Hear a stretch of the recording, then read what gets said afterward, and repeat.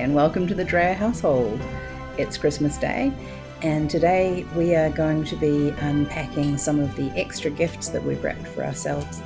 So all of these remaining gifts behind me are actually our unplayed board games that are still in shrink.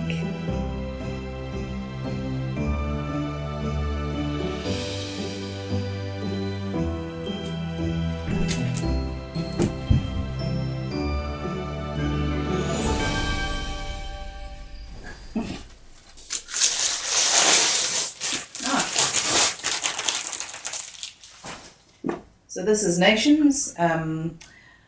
This is an older, I think, dice game, which we got, 2017, which we got as one of the free games from Board Game Geek when we went to the convention. Basically, everyone who shows up gets a free game, and this is the one we got. Well, this is the one I got. No, I got. Oh, this is the one you got. Okay, yes, cool.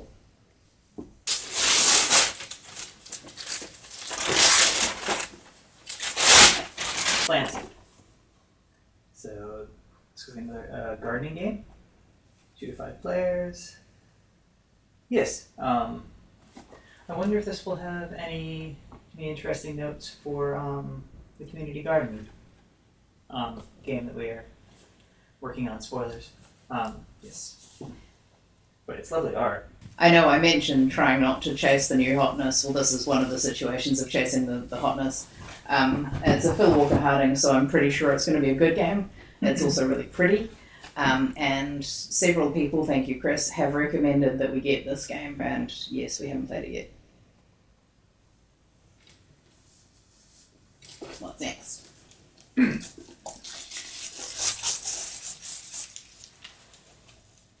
May or may not get a Loki cameo at some very soon stage here. Loki, no eating the tree, please.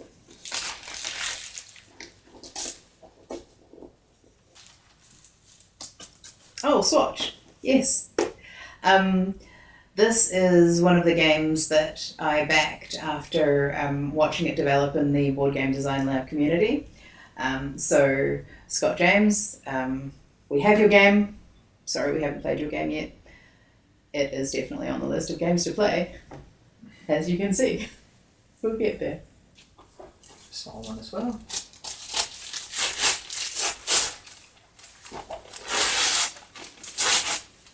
My Date with the Zombies. So we first played this in New Zealand at what was at the time the only in-person game convention in the world, because at that point New Zealand had largely escaped the horrors of COVID. But it's interesting to see it in person, because it was still pre-Kickstarter at that point. It was just on the edge of launching, I believe. Yes. Yes. What's in here then? Things happen. So, I was sure that we had Fox in the Forest, not Fox in the Forest Duet. So I bought Fox in the Forest Duet. We don't have Fox in the Forest. We do, however, have a spare copy of Fox in the Forest Duet. So, someone may find that as a gift at some point.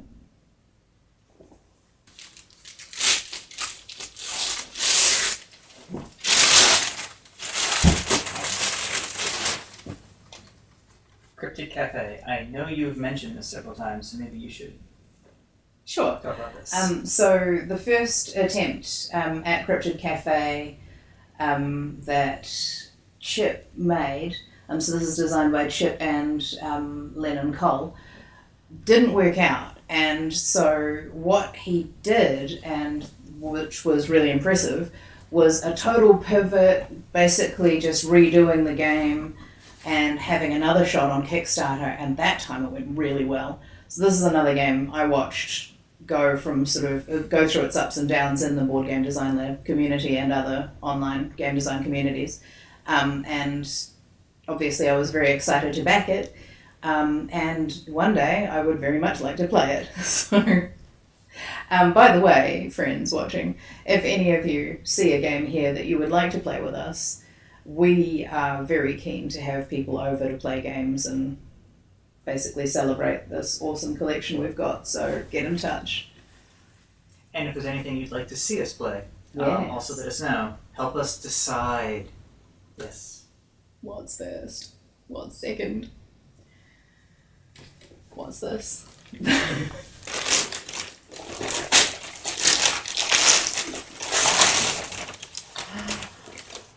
I love mushroom games. So we've played Morels, enjoyed Morels, and once 4A came out, obviously it was one that I just had to jump on straight away. And I did also get the handmade expansion. They're not wrapped here because it was a small box and didn't want it to go astray. But yeah, this one you'll see us play pretty soon, I think, those mushrooms.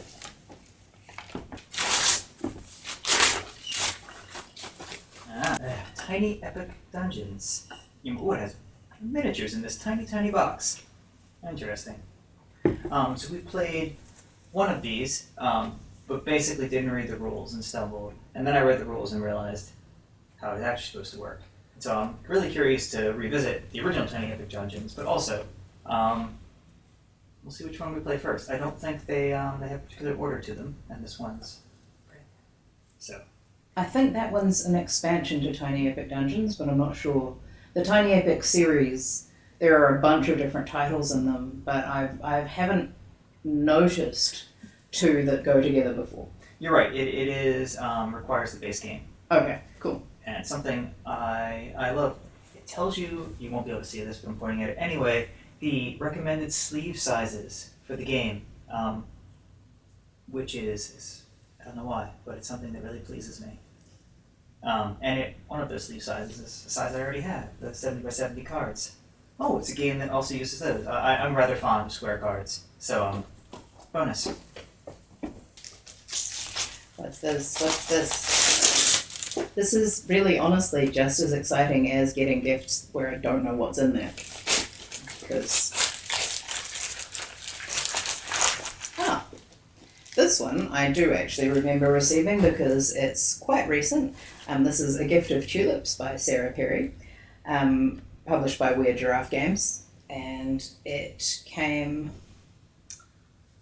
in the last few months anyway. It's a recently fulfilled Kickstarter, and I really like games that are themed around nature, events that I understand and things like that.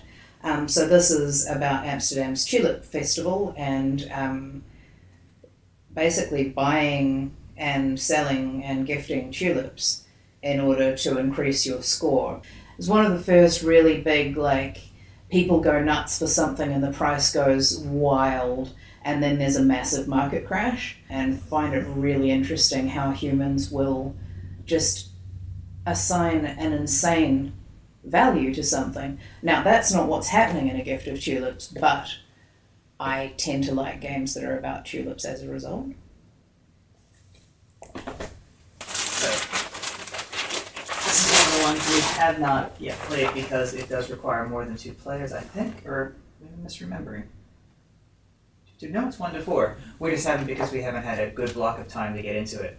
But it's a fascinating topic about a city in Ohio that was designed as a circular, sort of in the round, basically. So there was a center and circle, circle, circle, circle out. But that makes for difficult gridding because circles aren't grids. And so they decided to re-grid the whole city from circle to square or circle to rectilinear. And this is the process, or that process, in a game.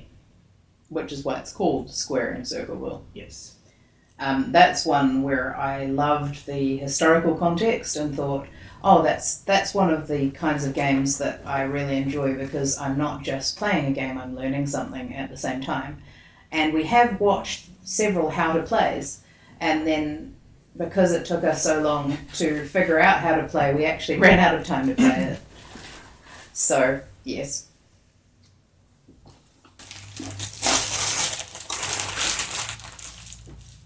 Yay, so this is another game by Grail Games, which I believe is an Australian company because a lot of their topics are Australian.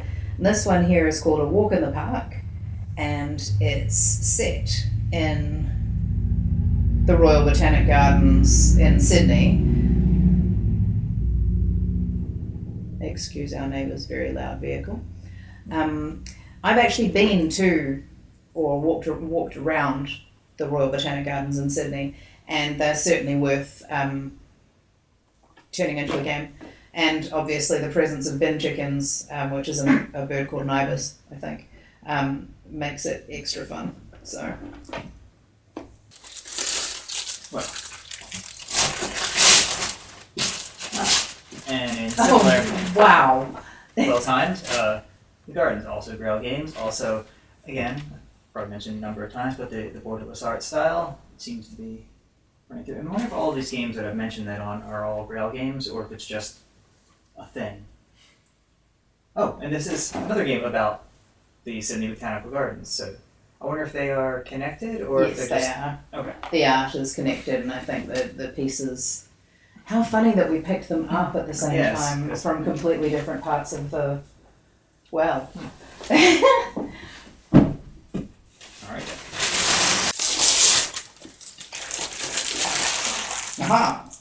So, this game, I did say I only bought one game at BGG Con, but I actually bought this one as well.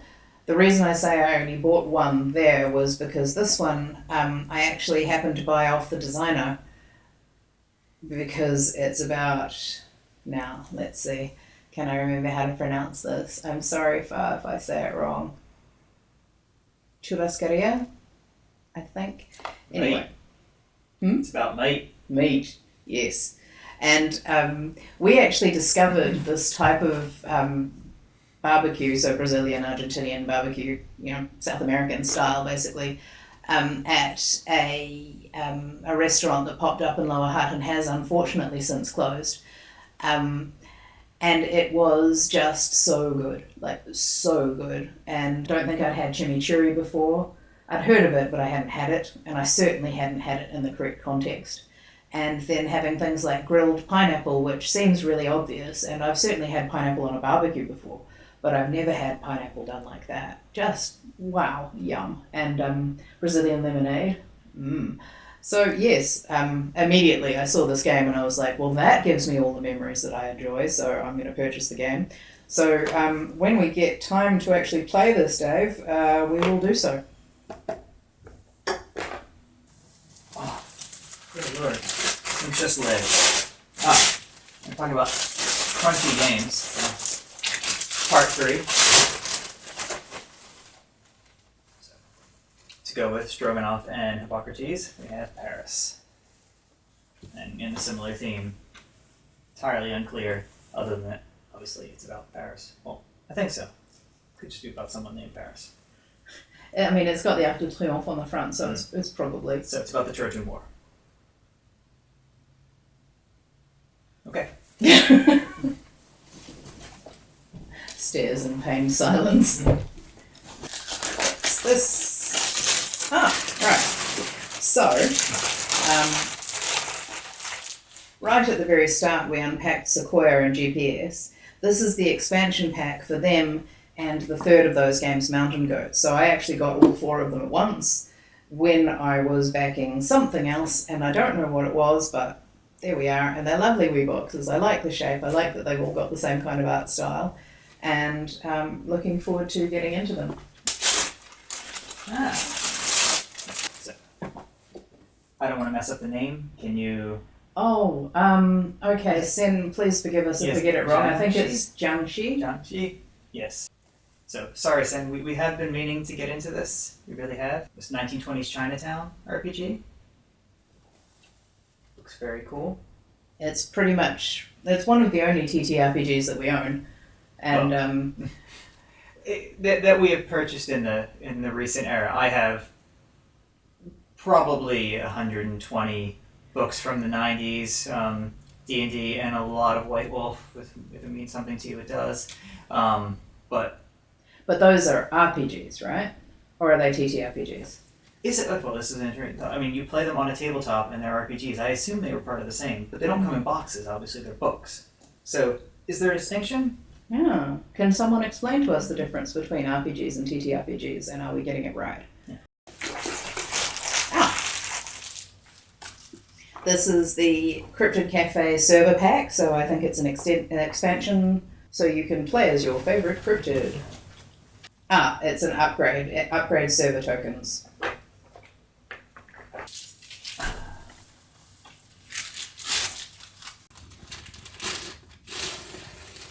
Ah.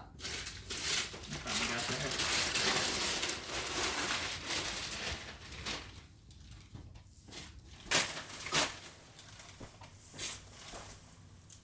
So mind management. So we ran into the card deck earlier, and again over this way. And again, Sen, we're gonna get there. We really are. NJ. NJ, yes, that's true. I think the reason we haven't played this is because it's a 3+. You know, I thought so, but no, this says I believe it just said 1 to 5, so it feels like the sort of game that will be more enjoyable. Not necessarily that it won't play well at lower play numbers, but that the core of the experience. But we haven't played it, so I don't know why I'm making that assumption. But that's why. I feel that too. Like, I know that it does work at a lower player count, but I feel like I'll get a better sense of the experience of the game with more people. Mm. So, friends, if you want to teach us mind management, or we can actually learn it ourselves and then play it with you. Either way, we're up for it. Cute. This is called Cat Cafe. So this is another Alley Cat Games one.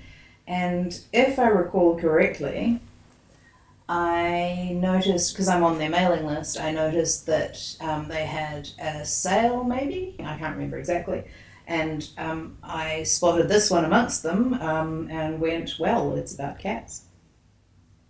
So now I have it. Well, I can guess what this is. Yes, I think it's probably going to be one in that I series. think it's probably going to be Mountain Goats, since that's the only one we haven't seen. Yes, it is. Yes. So Mountain Goats, which comes with a lot of mountain goats and some cards.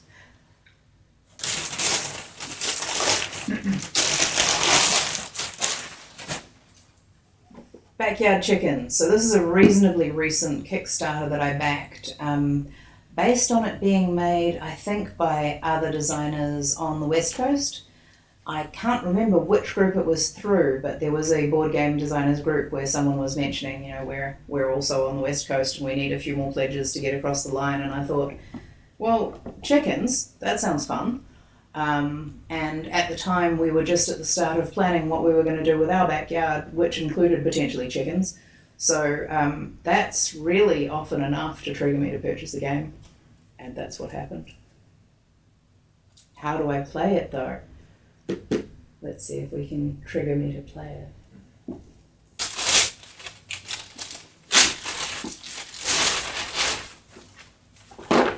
Bites. Well, I thought this was going to be about picnics, but it is not. It is about ants, I think. Yes. 5 ants are making their way through a picnic full of food. It is about picnics. It has like a tree, but I assume that's probably like an anthill, underground tree. This looks so cool. I don't remember anything about it.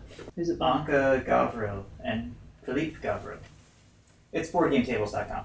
Ah, okay. There you go. That's I recognise that surname. I think that's someone who illustrated one of the other games that we've got.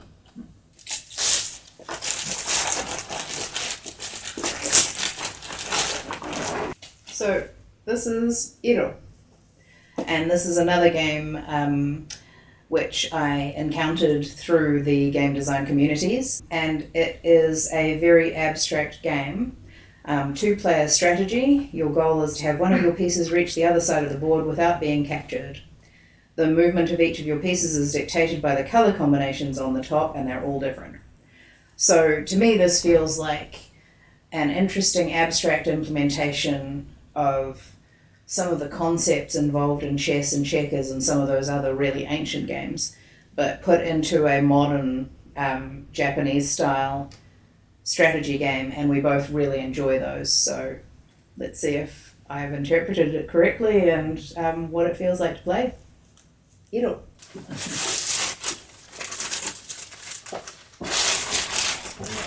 Lighter side, it's throw avocado, and I've played the burrito game, throw burrito, and it seems like it plays a bit like that, and you can interact. You can play them together as well. And the important thing is you throw things at people, which is really a great idea around a Christmas tree. So,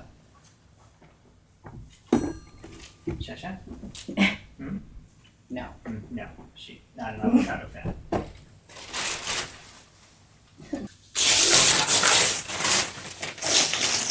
Oh, yes. So one of the few Kickstarters that I've backed that we played pretty much immediately was Canvas. And once I saw Canvas Reflections was available, obviously I jumped straight on with that one. But also, obviously, based on this pile, we just haven't had time to play the games we want to play. And so this one here also is in the queue. It's an expansion for Canvas.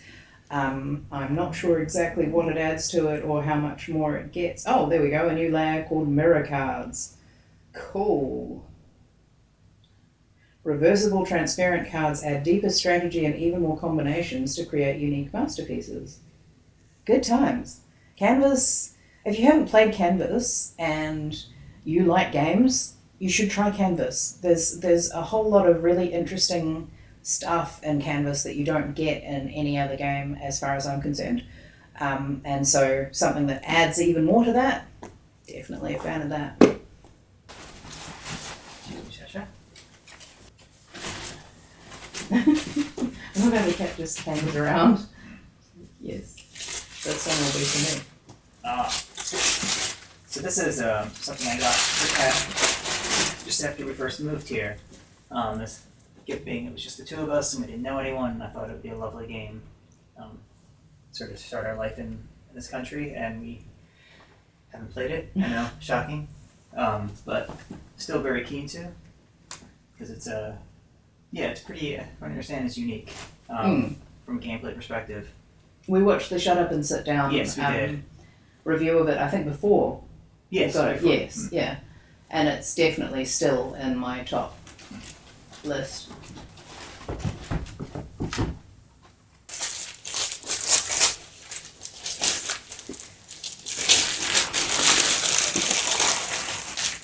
Given my fondness for games with hexes in them, and the fact that I just insisted that we have hex-shaped tiles installed in our new kitchen, you may be surprised to know that I have not yet managed to actually play Hive. I have watched videos about playing Hive. I have made multiple plans to play Hive. I have not yet successfully played Hive. And I am really looking forward to it because I really like this kind of game. So, let's play Hive.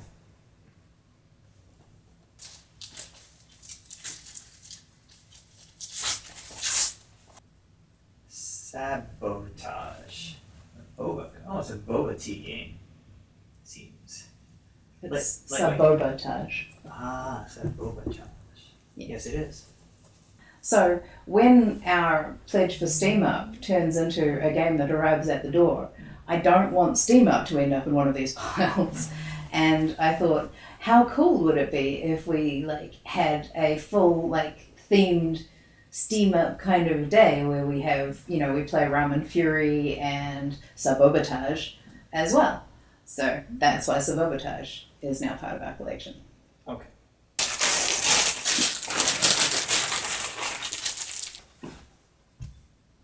Vamp on the Boardwalk. So, I swear, I promise we had planned to play board games for Halloween, and as you noticed, several of the other games that we planned to play on Halloween are still in this pile, and so is Vamp on the Boardwalk. I'm sorry. I will play it, I promise.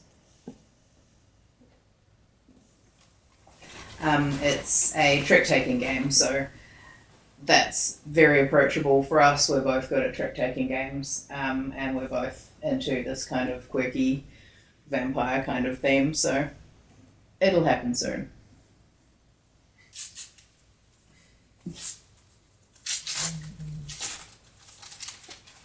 Pier 18, which is appropriately named because I imagine it's an 18-card game.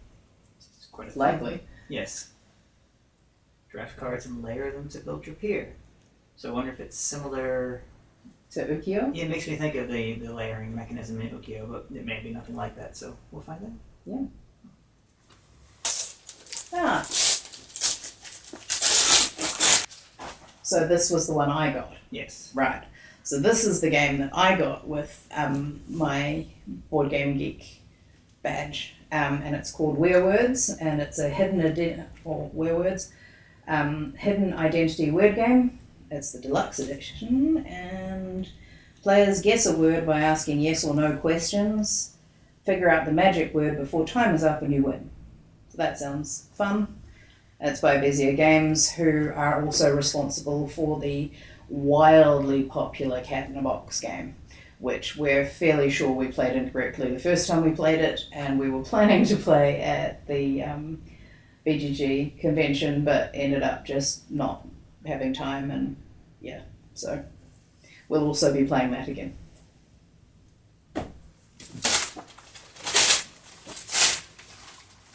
This is Seiyu, which is another, I believe, sort of Japanese minimalist elegant game.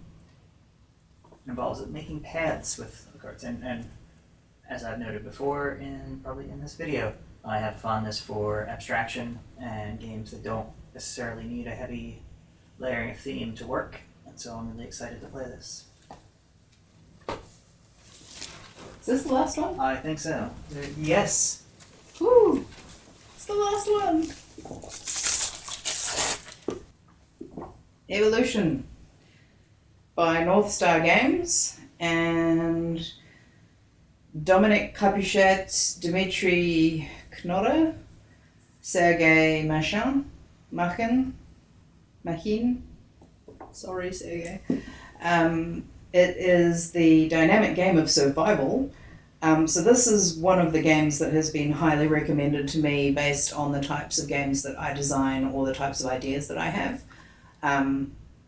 Sorry, whoever recommended it, I haven't played it yet. But now we have to, because you know. And that's it. That is our collection of unopened games, as far as we're aware.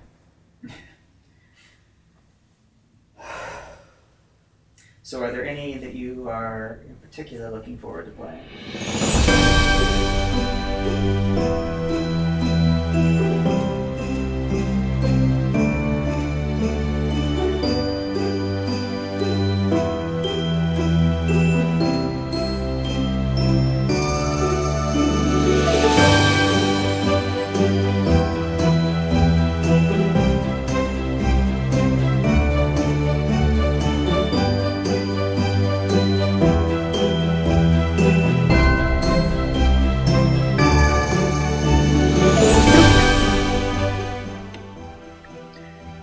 Test 1, 2, 3, 4.